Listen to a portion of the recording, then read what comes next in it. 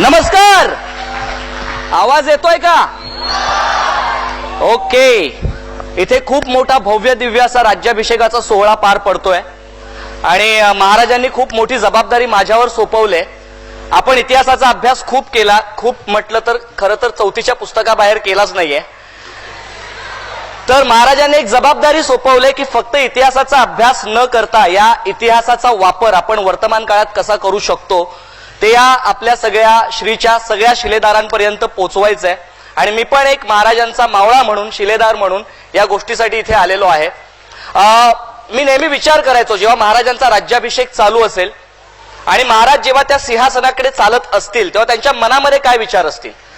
त्यांच्या मनामध्ये नक्कीच म्हणजे त्यांनी जो काही प्रवास केला, त्या एक 20-22 वर्षाचा प्रवास त्यांच्या नजरेसमोरून धावला नसेल तर नवल काय. त्यांना नेहमी आठवलं असेल की अरे, ज्या वेळेला कोंढाण्याला तानाजीला जायचं होतं, कोंढाण्याची मोहीम तानाजी घेणार असं ठरलेलं आणि त्यांच्या लक्षात आलं की तानाजीच्या मुलाचं म्हणजे रायबाचं लग्न आहे आणि या लग्नाच्या वेळेला त्याला या मोहिमेवर पाठवणं कठीण आहे. तेव्हा ते म्हणाले की अरे तान्या, तू तुझ्या मुलाच्या लग्नावर लक्ष केंद्रित कर, या मोहिमेवर मी स्वतः जातो. तेव्हा तानाजी मालुसरे काय म्हणाले होते, आधी लगीन कोंढाण्याचं आणि मग रायबाचं. आणि मग हेच तानाजी मालुसरे फक्त 60 मावळ्यांना मोजक्या घेऊन कोंढाणा सर करतात आणि मग गड आला सिंह गेला हे सगळ्यांना परिचितच आहे. तो तानाजी जर महाराजांना आठवला नसेल तर नवलच आहे. त्यानंतर बहलोल खानाला हरवून सुद्धा त्याला सोडून दिलं, माफ करून सोडून दिलं. म्हणून ज्या प्रतापराव गुजरांवर महाराज ओरडले तर ते प्रतापराव गुजर त्यांना म्हणाले की जोपर्यंत बहलोल खानाला मी घेऊन येत नाही मी माझं तुम्हाला तोंड दाखवणार नाही. आणि हे 7 जण प्रतापराव गुजर आणि आणखी 6 मावळ्यांना घेऊन ते तुटून पडले बहलोल खानावर आणि कित्येक गरिबांचा फडशा उडवला. ते प्रतापराव गुजर त्यांना आठवले नसतील तर नवल काय. त्यानंतर पुरंदर जाऊ नये म्हणून मोजक्या मावळ्यांना घेऊन ज्या मुरारबाजी देशपांडेंनी दिलेर खानाच्या सैन्यावर ते तुटून पडले आणि जवळपास 600 पठाणांचा फडशा उडवला आणि त्यांच्या कंठात बाण लागून त्यांनी प्राण सोडले, हे मुरारबाजी देशपांडे महाराजांना आठवले नसतील का. आणि त्यानंतरचे सगळ्यात महत्वाचे जे मला वाटतात जी मोठी लढाई या इतिहासातली झाली ती म्हणजे पावनखिंडीची लढाई. खूप कठीण आहे. मी महाराष्ट्रभरात 350हून अधिक सेमिनार फक्त या पावनखिंडीच्या लढाईवर घेतले. 300 लोक 5000शी लढले होते. थोडक्यात मांडणं कठीण आहे पण तुमच्या समोर मांडण्याचा प्रयत्न करतो. आपल्याला कळलं पाहिजे की हे 300 लोक 5000शी लढतात कसे आणि त्यातून आपण काय शिकू शकतो. तर ती लढाई मी तुमच्या समोर मांडतोय महाराजांच्या आदेशानुसार. तर आय होप की ही लढाई तुम्हाला काहीतरी इतिहासाच्या पलीकडचं सांगून जाईल. मी खूप खोलवर जात नाही. तुम्हाला माहित असेल की पन्हाळ्याला वेढा दिला होता सिद्धी जोहरने आणि तिथून पलायन करून महाराजांना विशालगडावर जायचं होतं. पन्हाळा ते विशालगडाचं अंतर जवळपास 65 किलोमीटर होतं. रात्री, आता घड्याळाच्या भाषेमध्ये बोलतो, प्रहर वगैरे आपल्याला कळणार नाही, रात्री 9 ते 10च्या सुमारास 600 मोजक्या लोकांना घेऊन महाराज पन्हाळ्यावरून पुढे निघाले. त्यांना जायचं होतं विशालगडाकडे. वाट सरळ नव्हती. अगदी त्या जंगलांमधून, दऱ्याखोऱ्यांमधून, काट्याकुट्यांमधून, त्या दगडधोंड्यांमधून त्यांना जायचंय. घोड्यांचा वापर करायचा नाही कारण घोडे आवाज करतात. त्यामुळे 65 किलोमीटरचं अंतर आपल्याला पायी पार पाडायचंय. हे काम खूप कठीण होतं. तरी सुद्धा हे 600 लोक ज्यांना त्या विभागाची खूप चांगली माहिती होती असे 600 निवडक योद्धे जेधे आणि बांदल यांना घेऊन महाराज बाजीप्रभू देशपांडेंसारखे सेनानी निघाले.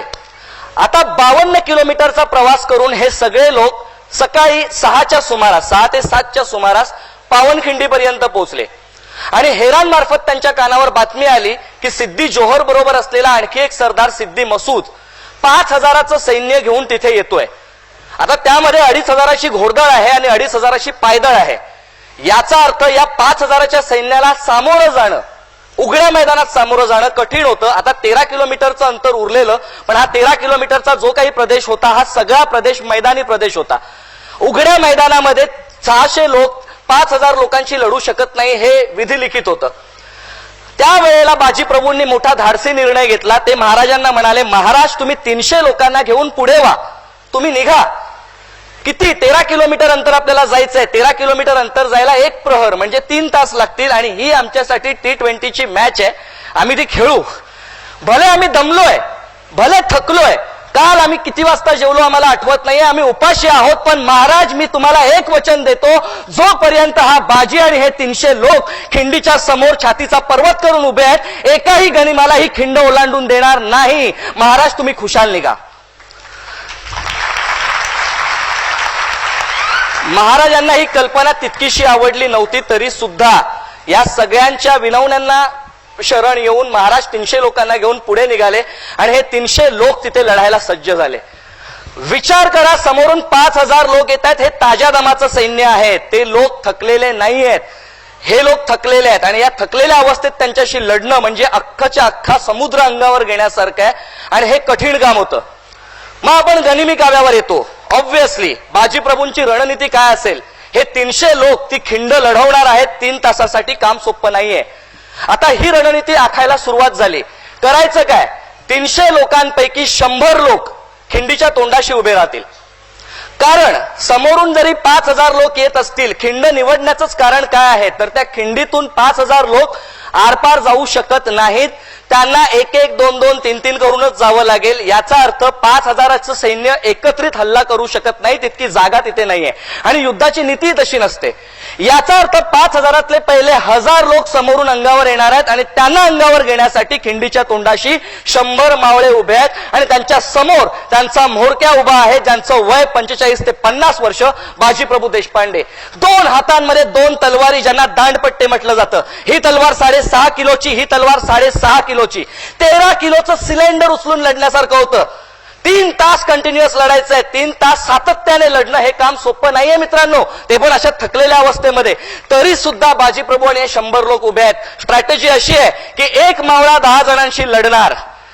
एक मावळा 10 जणांशी लढतोय तर एक प्रश्न मनामध्ये नेहमी डोकावायचा की जर तो मावळा 10 जणांशी लढतोय, तो कोसळला तर बाजूच्यावर किती जणांची जबाबदारी येईल? 20 जणांची. आणि 20 जणांना अंगावर घेणं हे या भूतकाळात, वर्तमान काळात आणि भविष्यात फक्त एकाच व्यक्तीला शक्य आहे आणि तो व्यक्ती म्हणजे आपला रजनीकांत. ऑब्व्हियसली सामान्य माणसाला ते शक्य नाहीये. पण हा एक मावळा जो 10 जणांशी लढतोय तो खाली कोसळला तर बाजूच्यावर 20 जणांची जबाबदारी येणार होती. त्याची काय स्ट्रॅटेजी असेल? तर गनिमी काव्यानुसार समोरचे जे 100 लोक उभे आहेत त्यांच्या मागे 30 ते 35 जणांची एक बॅकअप फळी उभी असणार. जर समोरचा एखादा मावळा लढता लढता कोसळला तर पाठी उभ्या असलेल्या मावळ्यांपैकी एक येणार, त्या मावळ्याला बाजूला करणार, त्याची जागा दुसरा घेणार आणि लढत राहणार. तोपर्यंत लढत राहणार जोपर्यंत तोफेचा आवाज येत नाही.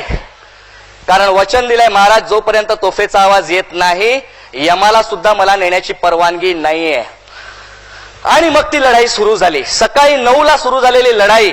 अंदाज आपल्याला असा असतो की 3 तासामध्ये म्हणजे एका प्रहरामध्ये म्हणजेच 12 वाजता महाराज विशालगडावर पोहोचायला हवे होते. पण महाराज काही विशालगडावर पोहोचले नाहीत. तोफेचा आवाज आला नाही. लढाई लांबू लागली. महाराज न पोहोचण्याचं कारण काय होतं तर विशालगडावर आधीच एक वेढा पडलेला होता. जसवंत दळवी आणि सूर्यराव नावाच्या सरदारांनी तिथे वेढा घातला होता.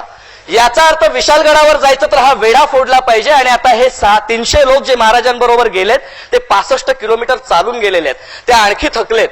आता वेढा फोडणं किती वेळ लागतोय माहित नाहीये. 4 तास लागतील, 5 तास लागतील. याचा अर्थ पावनखिंडीतली लढाई जी 3 तास होणार होती ती 9 ते 10 तासांवर लांबली होती. 9 ते 10 तास इतक्या लोकांशी लढणं काम सोपं नाहीये. बरं, समोर 100 लोक उभे आहेत, समोरून 1000 येत आहेत. ते 1000 दमले तर त्यांच्या जागी दुसरे 1000 येतील. ते दमले तर तिसरी 1000ची फळी येईल. पण या 100 लोकांना पर्याय नाहीये, त्यांना लढायचंय. आता या परिस्थितीमध्ये जर त्या 100 जणांना कोणी ओव्हरटेक केलं आणि आतमध्ये शिरायला लागले खिंडीमध्ये तर काय स्ट्रॅटेजी असेल? तर खिंडीच्या आत 5-5 लोकांच्या आणखी तुकड्या उभ्या केलेल्या आहेत. जर कोणी चुकून खिंडीमध्ये शिरलं तर त्यांना यांना ओलांडून जावं लागेल.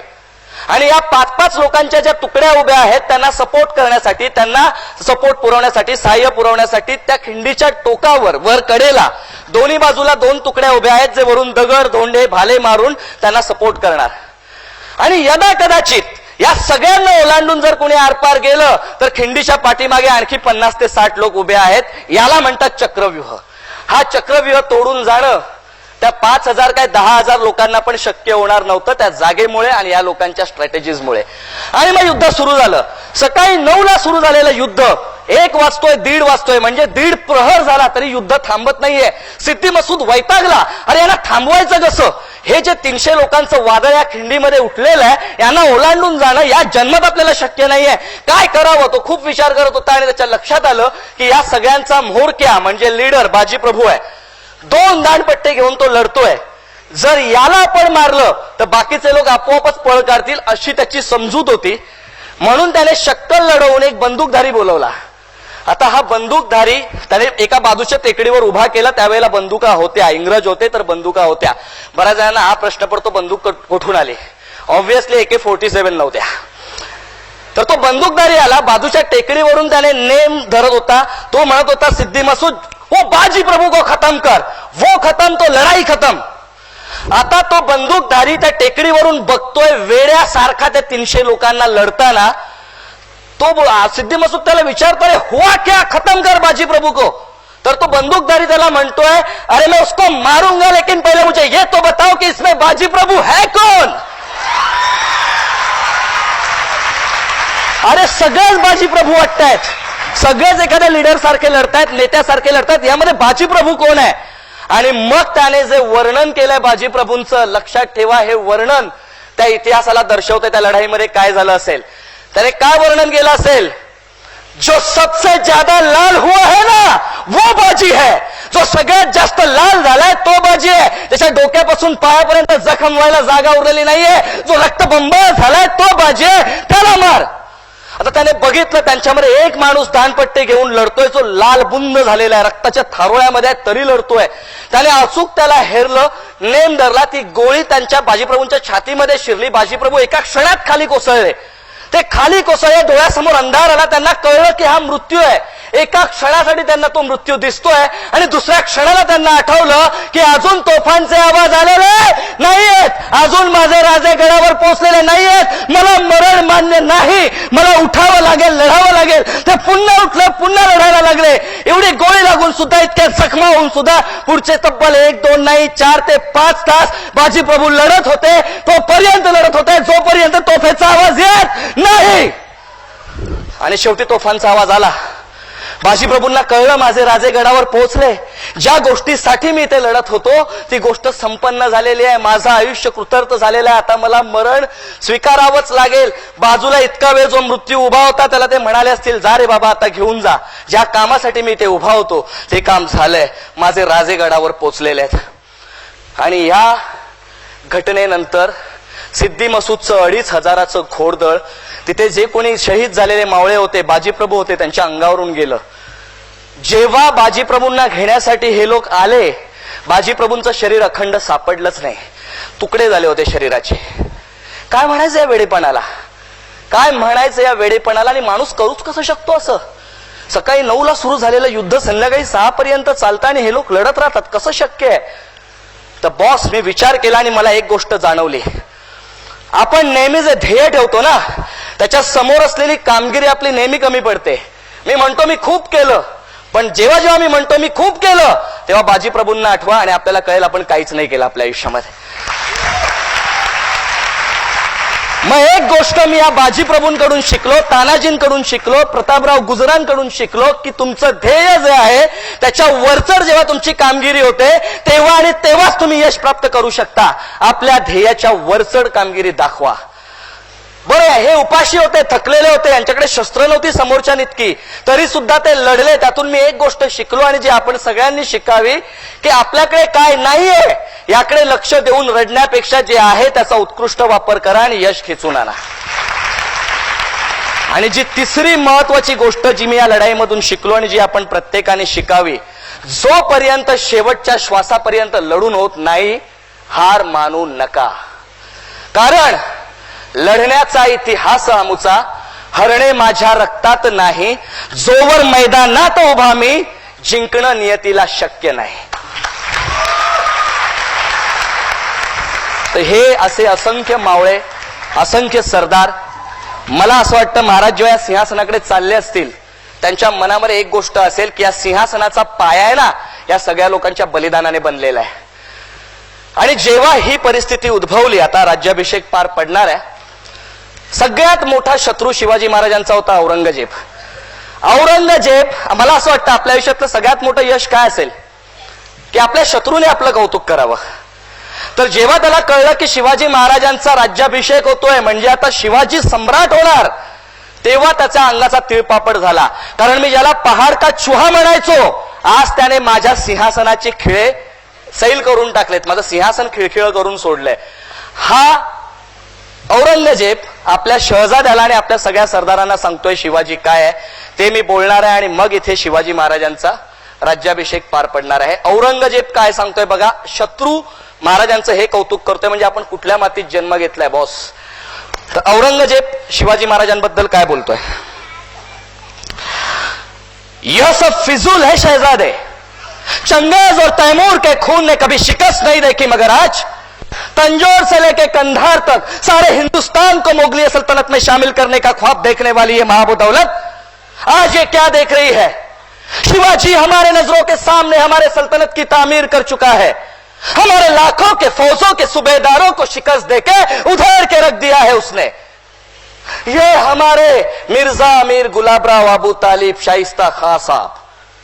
बड़ी शर्मनाक बात है शहजादे कि शिवाजी ने इनके लाल महल पे छापे डाल के इनके छक्के छुड़ा दिए.